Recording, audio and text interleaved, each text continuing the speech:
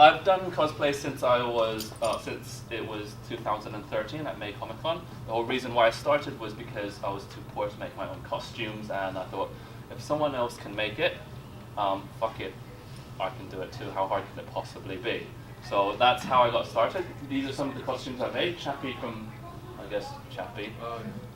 So that's on the right, it's the cosplay, and then on the left, it's the reference, which you can't really see because of the really bright lights and the crowd projector. Sorry about the gear. Another one is Edge of Tomorrow, which I did end up throwing away because after I went swimming on the beach, it got a bit wet and I didn't want to bring it back home in the car. So, for the commissions bit, some of the commissions I've done are quite simple, just props here and there, and one that is from, but they're both from League of Legends. One of them's the Jinx cannon from one of the skins I can't remember the name of, and the other's Katarina, Warring Kingdom Katarina. They were both fairly easy to make because it's just a case of sticking things together and then cutting it and sanding it, which is exactly what I do with all my foam builds. I guess if you haven't done it before, it might look daunting and difficult, but once you get the hang of it, the technique's always the same, and it's basically churning out things one after the other. So other commissions, I don't do just prop commissions, I do full costumes as well. Has anyone played the game Shovel Knight from some Nintendo stuff? Yeah. So I've seen a little bit.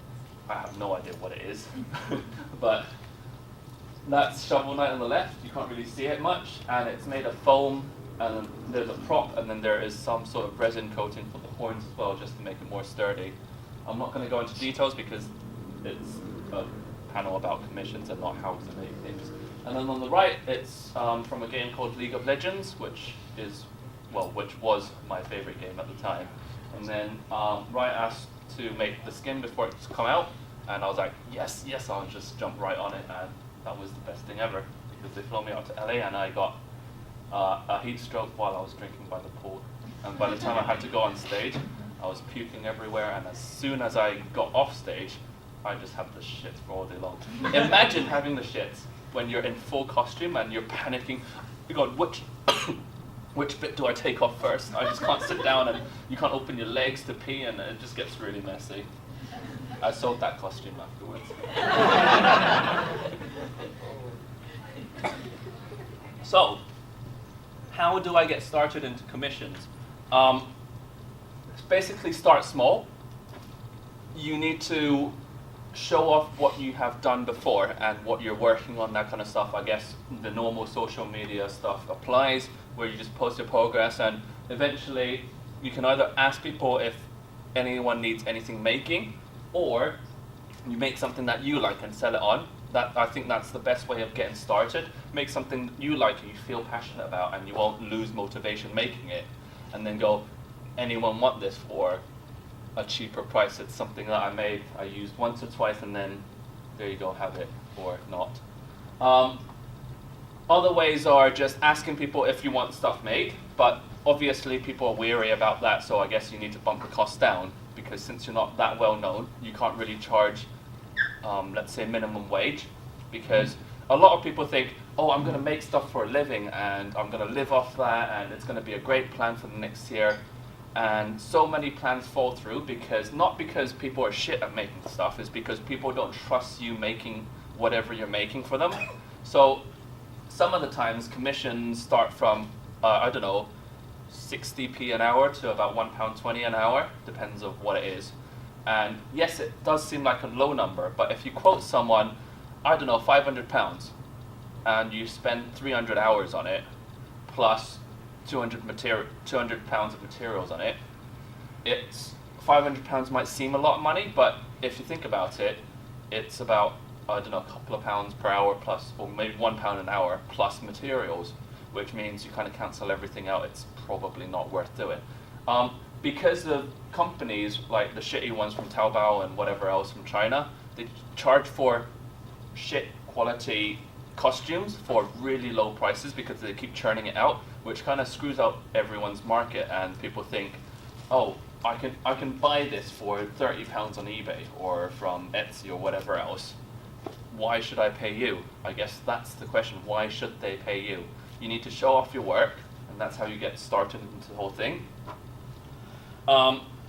Again, I sort of touched on this just now, which is be reasonable with your prices.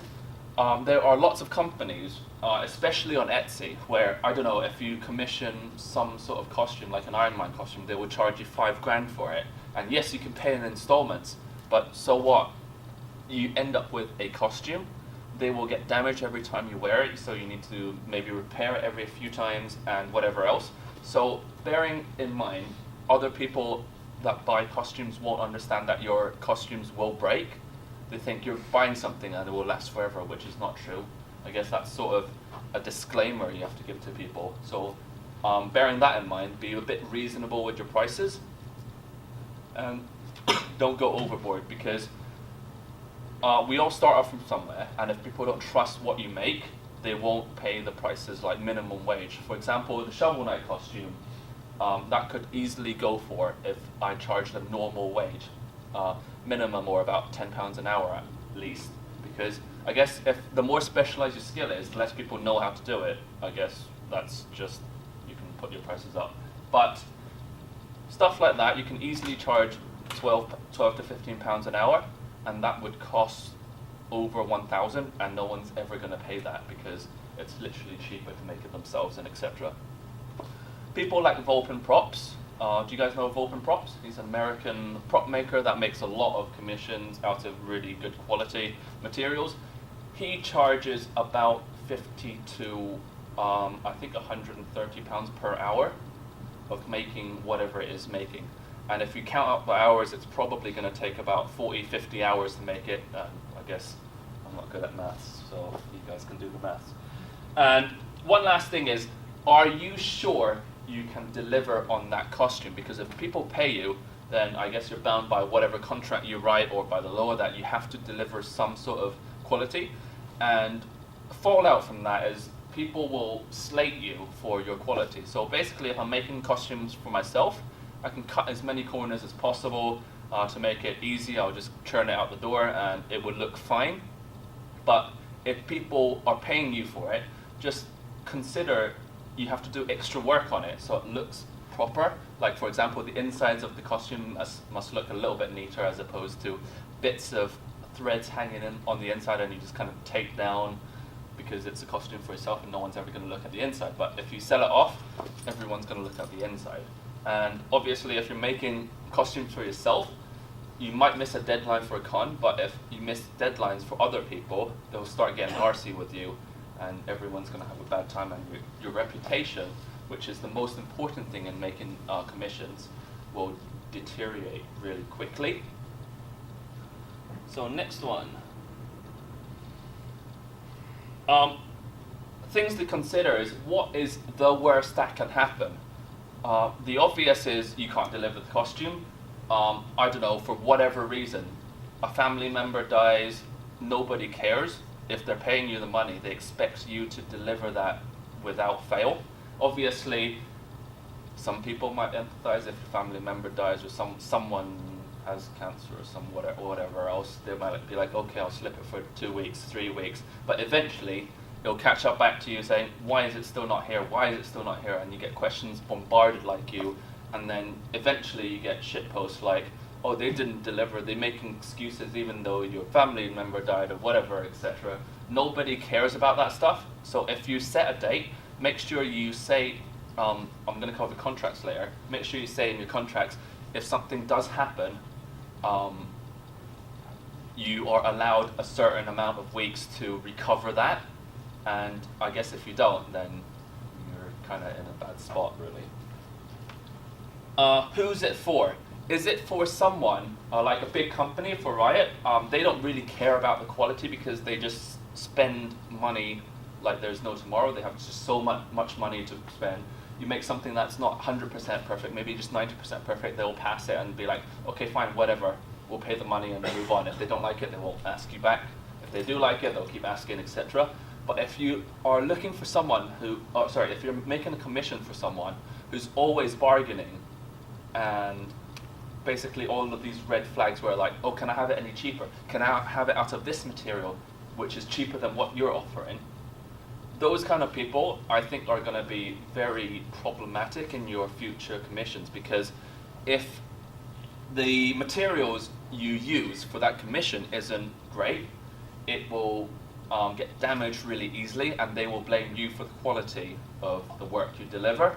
So just make sure you have all of those, I guess, not really background research, but just try and talk to whoever you're commissioning for and try and find out if they're going to, or judge if they're going to give you problems down the future. Realistic timescales.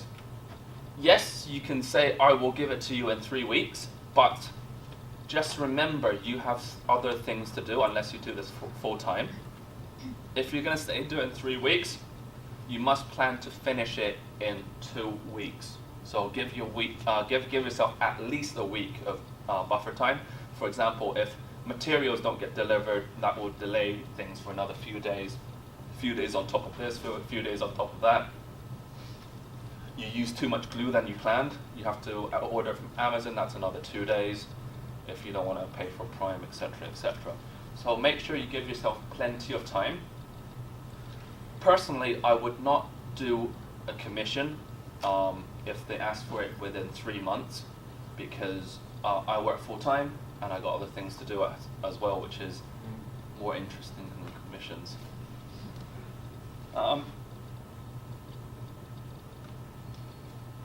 Will they actually pay? If people keep bargaining and stuff, I would just say, this is really not worth my time, because this is my price. If you're going to pay it, basically shit or get off the pot. I have other things stacked up. Either you want it, you don't. But I guess if you're desperate for money, anything goes really. You can do payment plans. Usually you can do it off eBay, not eBay, PayPal. But obviously PayPal will charge for transaction fees, etc., etc. But PayPal does cover your back. So how do you work out how long your builds are going to be? With everything you make, maybe it's a small prop. What I use is an application for free that works on my phone, my browser, whatever else, called Tracking Time, and you can download it on trackingtime.co. And everything I do, including research, buying paint, going to the shops, looking for different paints, everything I do within that build, I track, whether it's my own personal thing or something for a friend, or maybe even commissions. Track every single second that you work on your build, because that would help you build a bigger picture of how long things will take. For example, my Iron Man, I budgeted about 200 hours, 300 hours on it, but realistically it took me about 130, so it's a lot quicker now. I know I can make an entire Iron Man costume in 130 hours, so when I do quote, I'll quote about 150 hours work, etc., etc. I guess the more you do it, the quicker things will be, and you can sort of track how long a general build is. So if someone asks me for, I don't know, a Halo build, I'll quote them about 150 to 170 hours, as opposed to the 200, which I just kind of guesstimated. Yeah, make sure you track every single bit of your build, including all the research you do, looking for reference pictures, downloading files if there are files. Halo is a very common build, so they'll have free files which will speed your build up a little bit, so you don't have to create your templates.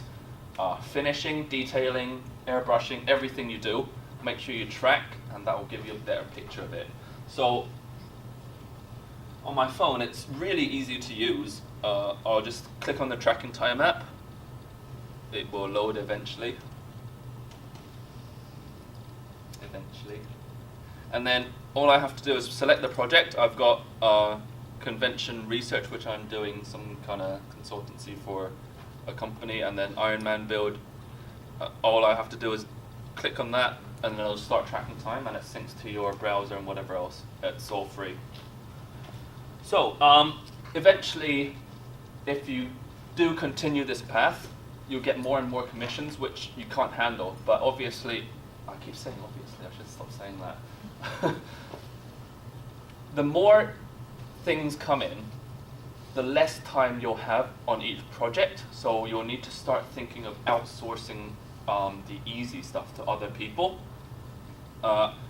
Tracking time will allow you to do that. So if you ask someone to say, I don't know, could you just order some stuff for me so I can save 20 minutes here, 20 minutes there ordering glue or foam or whatever else.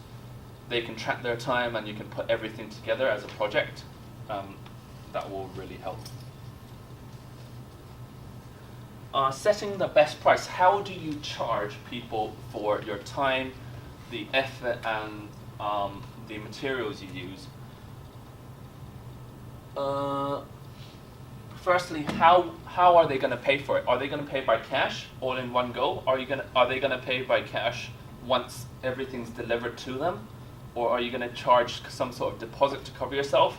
Or maybe even PayPal, PayPal payment plans, which you can pay, I don't know, £20 this month, £50 next month, and then for the rest until you pay up. Or set your own payment plans. So to set the prices, you need to check what everyone else is making, and depends on how desperate for money you are, always set it lower than what everyone else is setting. For example, also consider your skill limit, because I guess if you're really good at what you do and everyone's known for it, you can charge higher prices because you are guaranteed quality. But if people don't know you well enough, they won't know your quality, and I guess the cheaper price tag would attract people to buying your stuff. Check the pre-made items. Let's say a full Iron Man outfit, because I've done a lot of research on how much people charge for it. They charge for about £2,500 for a fiberglass one, which may or may not fit you. They just basically make it out of a template and just keep casting parts for it, and look at those prices. Foam is a lot cheaper, but it does take a lot more effort and everyone's more involved. Foam builds usually go for about 1,300, 1,400 for a full foam build. And what I would charge normally depends on my mood. I think I would charge about 700 or 800, not painted, because painting is a lot of effort and I don't like it. Other things I do is keeping a track of every single thing I buy for that material, whether it's for testing, samples, paint, every can of paint, and I make a very good list of exactly how much everything is, including postage and everything. So when I quote for commissions, it's really easy to, I guess, estimate how much foam you need or how many cans of paint, etc. And I have a spreadsheet of how much things roughly cost, so I can just say, oh, paint will be about £7 or £8 for a can of spray paint. I need 4 of these. I'll just put the number 4 in. I'll show you the spreadsheet. Oh, in fact, I have on the next slide. So this is the spreadsheet I have. It's really terrible quality on here. Can you guys see all right? I don't have to make it any bigger. But here you can see what I need. Obviously, when you buy foam, you can't buy half a roll of foam, so you have to charge for the full price. But for the 0.5 numbers, it's only for myself, and I can have an estimate of what's going to be left over I can use for the next build, which will make things a little bit cheaper, or I will have some spare materials. So when I do charge, it will have to be for 1 roll, because that's how much you have to order. Whatever this is, I can't remember what I'm trying to build. I need half a roll of CF65, which is about £20, half a can of glue, etc. Some fiberglass wood. I think this is I know what this is. This is a sword about this big, this wide. So those are the rough estimate of materials I need. Fiberglass rods, different thickness of foams, and in total, let's see on the bottom. In total, it's about, I think about £50. I can't see where it is. But yeah, what I charge for this commission, a sword about that big, that high, I charge £70, and that is on the rate of £5 an hour for about 10 hours. And the profit without the hours is basically materials cost alone without any hours included. So my profit here is minus £8. So it's not great, charging £5 an hour, and it took me about 15 hours to do as opposed to the 10 I estimated, so I made less money. But if you don't count the hours you're spending, I guess you make more than your material cost, therefore it's some profit. Contracts is extremely important. You have to write them. I cannot stress this more. Because if you don't write them, people will say, oh, you didn't deliver what you promised me on the phone about 8 weeks ago. Nobody's going to remember for certain what you said. You know what you said. They want to bend the truth or try and get more out of you, so they'll make some shit up. You know how it is. My mom does it all the time. Like, oh, please stop doing that. Embarrassing. Anyways, what you need to include for contracts is full name and their actual address, because without this, you're going to have a bad time. If they give you a pseudo name or whatever else, if you have to take them to court for whatever reason, that would not work, and they would not recognize that pseudo name that they give. Like, if, I don't know, John, your friend John writes John, you just need to prompt them to write their actual name, like Jonathan or whatever else, and their address that they live at. Exactly, I cannot stress this more, exactly what you're delivering. I can say Shovel Knight cosplay, but I don't think that's good enough. You need to say a helmet, a prop, the chest piece, shoulders, belt, and whatever else that's in that costume. I do this. I think a Shovel Knight costume would be more or less fine with a prop, including helmet. That would normally be fine, but the more specific you are, the less likely they are able to bend what you agreed. Dates of when it's agreed and date of when it's supposed to be due, plus a few weeks of buffer time to cover their backs and yours, because I guess if you're the one sending the contract out, they would like to have something that would cover them as well, in case you miss your your deadlines. Deposit, I usually charge a deposit of the majority of the materials, just in case. Let's say it's going to cost me £300 in materials alone. I would charge about 200 or 250 as a bare deposit, and I won't start any work on the costume until that deposit is met. Because let's say the commission is for £1,000, and after 200 and £100, they thought, actually, they have buyer's regret. I don't want to pay for this anymore. But you start ordering materials. How are you going to afford that when they stop paying you? You'll just be left in the hole in the ditch. The hole is a ditch, so ignore what I said. Future responsibilities. That's another extremely important thing which I see missed from contracts all of the time. So my rules are, as soon as I delivered the item, they've checked everything's alright, they can put it on, it fits, that's the end of my duties. I'm not liable to fix your costume if you fuck it up, repaint your costume if your paint starts chipping, because before I deliver or before I say a yes to a commission, I always warn them of the dangers of, not really dangers, of side effects of foam builds, where if you wear it 2 or 3 times, the paint will start coming off, or the foam will start getting into mush if you wear it, move around too much, etc., etc. You'll get creases in it. They agreed to all that, and then you have to write in the contract, even though they agreed, that you're not liable to repair the costume if they damaged it be on a certain level, or water damage, or people, if they leave it in the garage, it starts flooding, they could blame you to say, oh, your costume's not waterproof, why is it moldy and whatever else. So just to cover yourself, make it as detailed as possible. If anyone wants a contract template, let me know when I get home or something, I'll send you my contract template.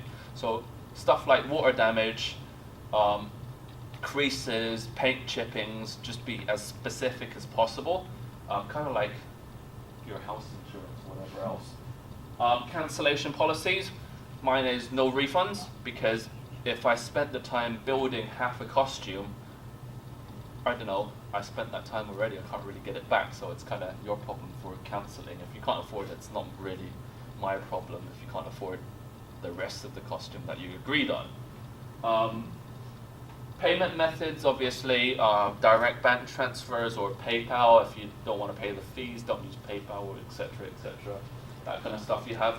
Basically, as the more details you put in the contract, the better covered you will be if they do turn for whatever reason. Again, this is a sample of the contract. You can't really read it, so it's kind of pointless to show the slide.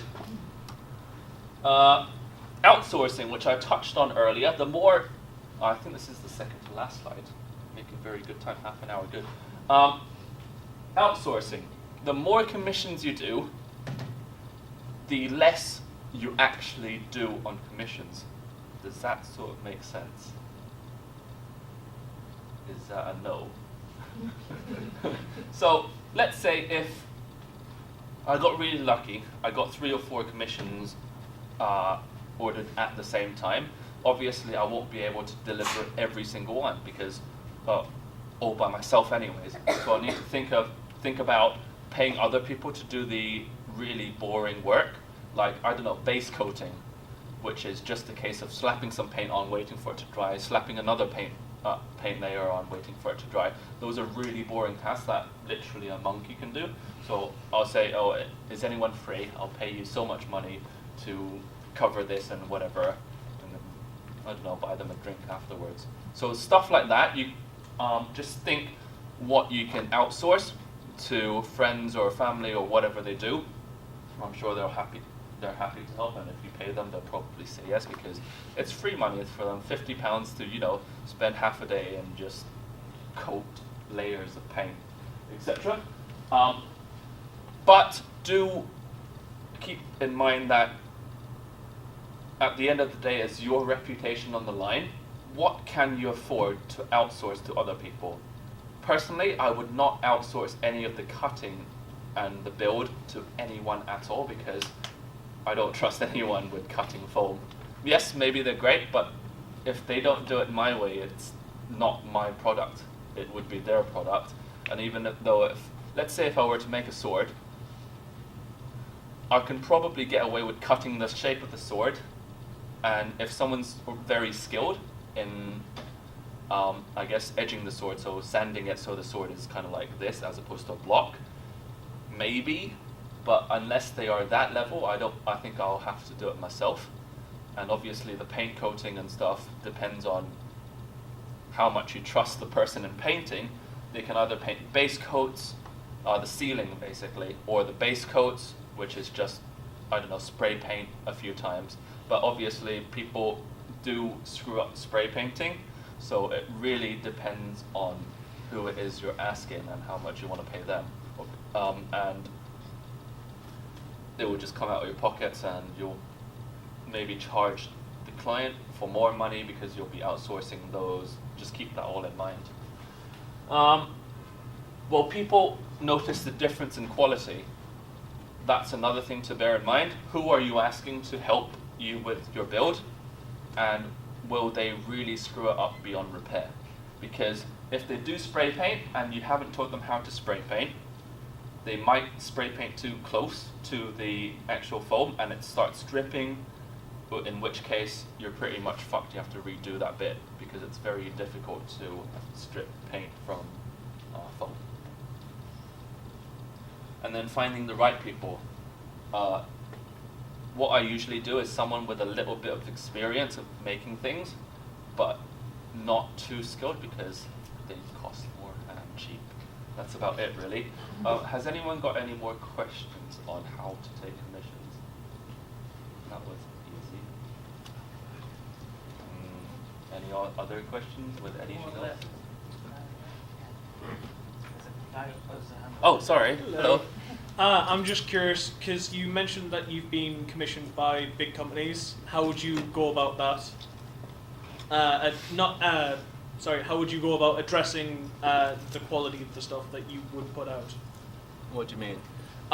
Like you mentioned with Riot and Blizzard. Yes. Riot Blizzard, don't really care about the quality. They just want it. They obviously do. Yeah. Yeah.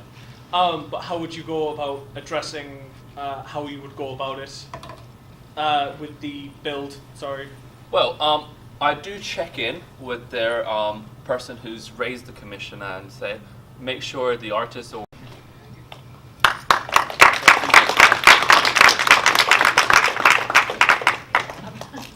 Is there anything anyone wants to ask with Q&A, just in general?